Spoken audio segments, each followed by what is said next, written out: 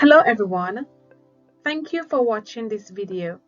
In today's video, we will be looking at the validity of a will under the Wills and Probate Law. We will first look at each requirement for a valid will in turn, that is, mental capacity, intention, and formalities. Let's move on to the next slide.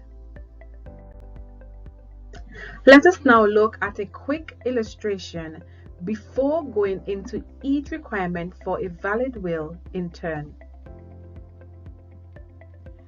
Do you have a valid will before you? If the answer is yes, then these three things must be considered. 1. Did the testator have mental capacity at the time of making the will?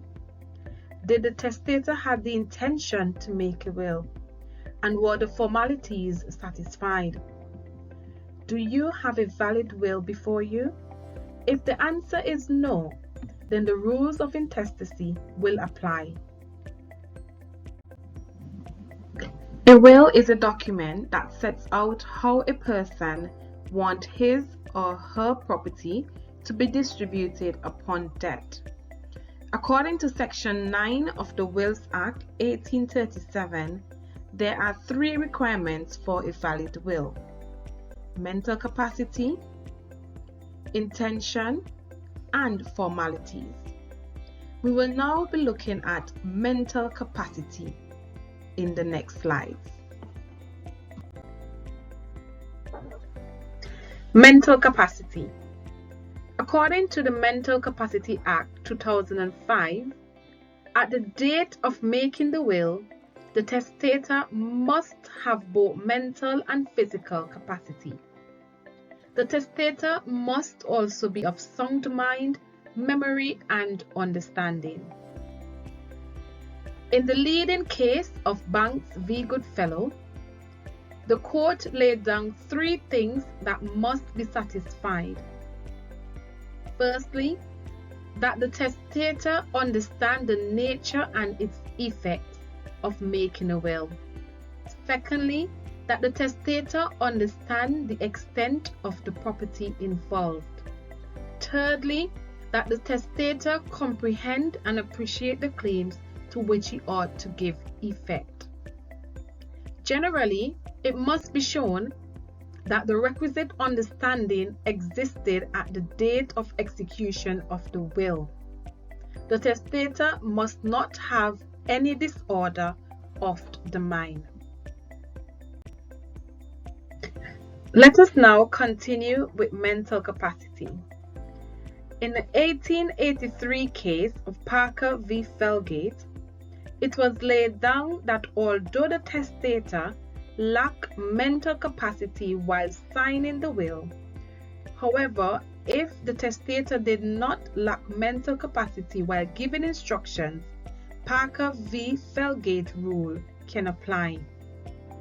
For this rule to apply, it must be proven that the testator had capacity at the date instructions were given. There are three tests that must be satisfied. Firstly, that the requisite capacity existed at the date of giving instructions to prepare the will. Secondly, that the will was prepared in accordance to the instructions given, and that the testator remembers giving the instructions. And thirdly, that the time of execution, the testator understood that he was signing a will based on his previous instructions given.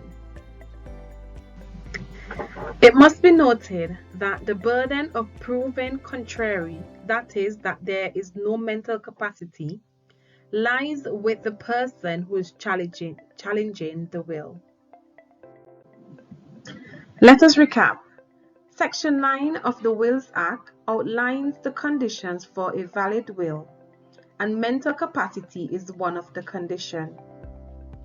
We have noted from the previous slides that the testator must be of sound mind, memory, and understanding when making a will. The famous case of Banks v. Goodfellow is still perfect law for the test of mental capacity. It must be noted that where a person lacks mental capacity to make a valid will for him or herself, the Court of Protection is able, under Section 16 of the Mental Capacity Act, to make what is called a statutory will on behalf of that person.